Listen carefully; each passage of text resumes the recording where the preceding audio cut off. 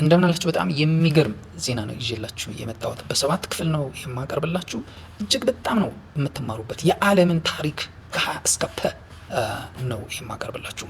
ይሄ የዓለም ታሪክ በዋናነት መሰረት የሚያደርገው ኢራንን ነው ማለት ነው።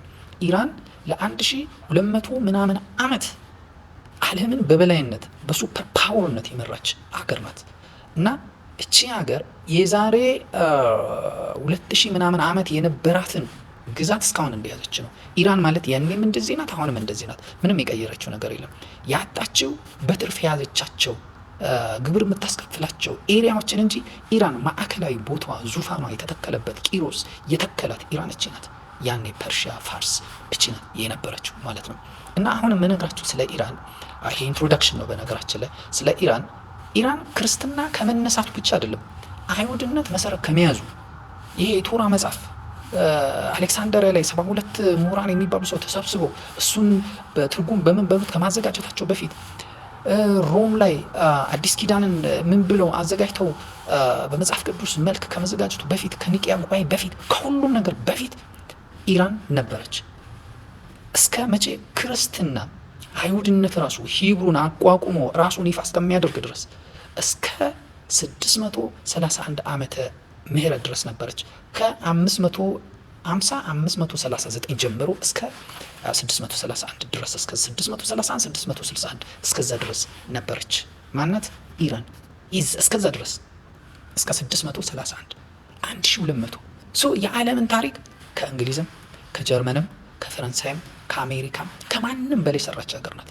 ጀርመኖች ያኔ ኢራን ሱፐር ፓወር ስትሆን ገና ናቸው፣ ገና እየተወረሩ ገና ምን እያሉ ናቸው። እንግሊዞችም እንደዛ፣ ፈረንሳይም ተዋት፣ ስፔንም ተዋት። አሜሪካ ክርስቶፎር ኮሎምበስ እንኳ ፈልገው አላገኘትም። እስከዛ ገና የነበረች ሀገር ናት እና ኢራን ምን ያህል ተጽዕኖ እንደፈጠረች ነው በደንብ አድርጌ የምነግራችሁ። እስልምና ነካ፣ ክርስትና ነካ፣ ሃይማኖታችን ነካ አብሎ ሃይማኖታችሁን አነካ፣ ግን ሃይማኖት ውስጥ የተጠቀሱ ሰዎችን እነካለሁ ሚንስ ከኢራን ጋር ያላቸውን ግንኙነት በደንብ አስረዳችኋለሁ ማለት ነው። ኢየሱስ ክርስቶስ ካለ ኢየሱስ ክርስቶስ፣ ነቢዩ መሐመድ ካለ ነቢዩ መሐመድ፣ ኤርሚያስ ካለ ኤርሚያስ፣ ነህሚያ ካለ ነህሚያ፣ መርዶኪዎስ ካለ መርዶኪዎስ በደንብ እነግራችኋለሁ ማለት። ኢየሩሳሌም ካለች ኢየሩሳሌም፣ ግብጽ አለች ግብጽን፣ ኢትዮጵያ ካለች ኢትዮጵያ፣ በደንብ ሁሉንም ሃይማኖትን አልነካም። ነገር ግን ምን እንደሆነ በደንብ አድርጌ እነግራችኋለሁ። ከአሁን በኋላ ስነግራችሁ የዓለምን ካርታ በእጃችሁ እንደመያዝ ያለፉት 4 ምናምን ሺህ ዓመታትን የዓለም ካርታ በእጃችሁ እንደያዛችሁ ትቆጥራላችሁ ማለት ነው። በደንብ ይህ ስነግራችሁ የኢራን መነሻ የሆኑትን ያምኒያ ማለት በ1901 ካልቸራቸው ተጠንቷል። በአንድ ሩሲያዊ ሞር ነው የተጠናው። ምን አይነት ካልቸር እንዳላቸው የቋንቋ ሊንጉስቲካቸው የአብዛኛው አውሮፓውያንን ይመስላል አለ እና የእንግሊዝኛን እንትን ማፕ ያደርጋል። በቃ እኩል ነው ይሄ እንዴት እንዲህ ሊሆን ቻለ ብሎ ተቀምጦ ሲጠና ታወቀን እንትን ቆየና በ2014 ያምኒያ ማለት ዘሆል አውሮፓን የወረሩ ራሻ ዩክሬን አካባቢ ኖሩ የነበሩ ከብት አርቢዎች እንደሆኑ ታወቀ እና የታወቀው የተለያዩ አጥንቶች ምርመራ አድርጓል ማለት ሰቆቃ የደረሰባቸው በየቦታ የተገደሉ ምን ያሉ ብዙ ነገሮች በትክክለኛ ሳይንስ ተረጋግጦ ነው። ዲኤንኤ ምናምን ታውቃላችሁ፣ ዲኤንኤ ተግባራዊ መደረግ የጀመረው 2010 ነው።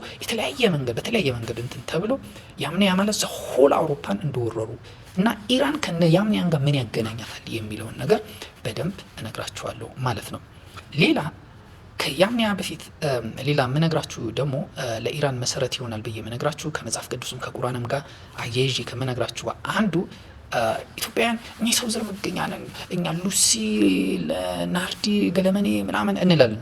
ኦኬ ማለታችን ጥሩ ነው። አሁን እንደሱ እንዳጋጣሚ የዝንጀሮ ዘር ናቸው ሰዎች አይደሉም ተብሏል። አሁን ለዲገራሩና የት ነው መልካ ቁንጥሬ ነው በቃ የሰው ዘር የሚባለው ሰው ነበረ፣ ሰው አልተለወጠም የሚል እሱንም እነግራችኋለሁ። ግን ዋናው ነገር ከ1959 በፊት የሰው ዘር መገኛ የሚባል የነበረው ቻይና ነበረች። የስልጣኔ ምንጭ ትባል የነበረችው ቻይና ናት። የሎ ቫሊ የሚባለው ከዛ ነው ስልጣኔ የመነጨው። የሰው ዘርም የተገኘው እዛ ነው። 760 ሺህ ዓመት የሚሆነው ቅሪተ አካል ተገኝቶ ይሄ ነው በቃ ተብሎ ተወስኖ ነበረ። ከዛ ሉዊስ እና ሜሪ ኒኪ የሚባሉ ባልና ሚስቶች ናቸው። ኬንያ ላይ 1.2 ሚሊዮን ዓመት የሚፈጅ የሆነው የዝንጀሮና የሰው አያት ይሆናል። የሁለቱም ቆሞ የሚሄድ ነበረ አይነት በቃ ልክ ከዝንጀሮ ተላቆ ወደ ሰውነት የገባ ነው ብሎ ያሰበውን ቅሪተ አካል አገኘው። ከዛ በኋላ አብዛኞቹ አውሮፓውያን ኖ በፍጹም አይደለም ይሄ ስህተት ነው ምናምን ሲሉ ቆይተው የእሱም ልጅ ሪቻርድ ነው ምናምን የሚባለውም ልጁ ጨምሮ አመጣ እዛ ላይ። ከዛ በኋላ አፍሪካ ናት የሰው ዘር መገኛ የሚባል ነገር መጣ። ከዛ እየተጠናከረ ሄዶ አሁን ያለው ኢትዮጵያ 2.8 ሚሊዮን ዓመት በእግሩ ሄዶ ጥርሱ እንደኔና እንደናንተ ትንንሽ የሆነ አብስሎ በሰዓት በምናምን ተጠቅሞ እና ማሰላሰል ይችል የነበረ ሰው የእሱ ቅሪተ አካል ተገኝቷል እስከሚባልበት ጊዜ ድረስ ማለት ነው። አሁን እነ ሉሲ ገለመን የምትሉት ኦልሞስት ያረጁ የሞቱ የዝንጀሮ ዝርያዎች ናቸው ወደ መባል ገብቷል። አሁን እሱ ጋር አይደለም ዋናው ጉዳይ ማለት ነው። እና ያኔ ምን ነበር አፍሪካ ስሟ ነው? ያኔ ቻይና ናት የስልጣኔ ከዛ ነው ሲባል የአፍሪካ ስም ምን ነበረ? አፍሪካ ተብላ ስትል ሁለት ነገሮች ትወስዳላችሁ። የመጀመሪያው ኦገስት ሉዲንግ የሚባል ሰውዬ ነበር። ኦገስት ሉዲንግ ይሄ አፍሪካንና መካከለኛ ምስራቅን ለሶስት ከፈለው። ሴሜቲክ፣ ኩሺቲክ ዘሆል ዓለምን እንጂ ሴሜቲክ፣ ኩሺቲክ እና ኢንዶ ኢሮፒያን ስልጡኖቹ ናቸው። ሴሜቲክ ማለት ከጥቁሮች ጋር ተቀላቅለው ነጮች ያሰለጠኗቸው ኤሪያዎች ናቸው።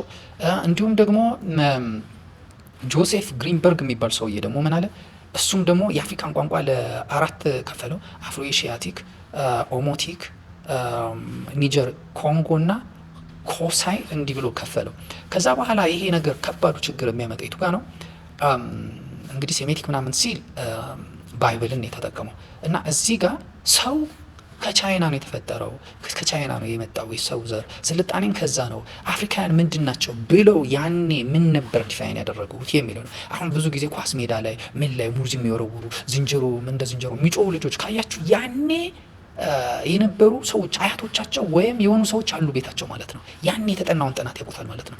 ያኔ የተጠናው ጥናት መሰረት አፍሪካውያን ማለት ግማሽ ዝንጀሮ ግማሽ ሰው ናቸው። ኢቮሉሽናቸው አልጨረሱም። ስለዚህ እነሱ የያዙትን መሬት ሰው እንደያዘው አንቆጥረውም።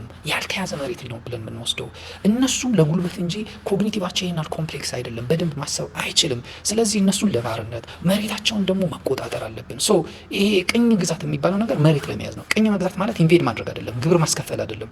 ይሄ እንደሌሎቹ ግብር ይሄ ሮሞች ግብጽ መጥተው ምናምን የያዙት ነገር አይደለም። ይሄ ቅኝ መግዛት ማለት መሬትን ወስደ በቃ አንተ እንደ እንስሳ ነህ። በቃ የሆነ የዱር እንስሳ ያረፈበት ቦታ ነው። እሱን ይዘህ አንተ ትወስዳለህ፣ ሰዎችን ጉልበት ታሰራለህ ማለት ነው። ያኔ አሁን አሜሪካ ግብፅን ትሪት የምታረጋት ልክ እንደ ሴሜቲክ እና አፍሪካዊ እንዳልሆነ ነው። ይህንን ሁሉ እንናገራለን። እመልሳለሁ።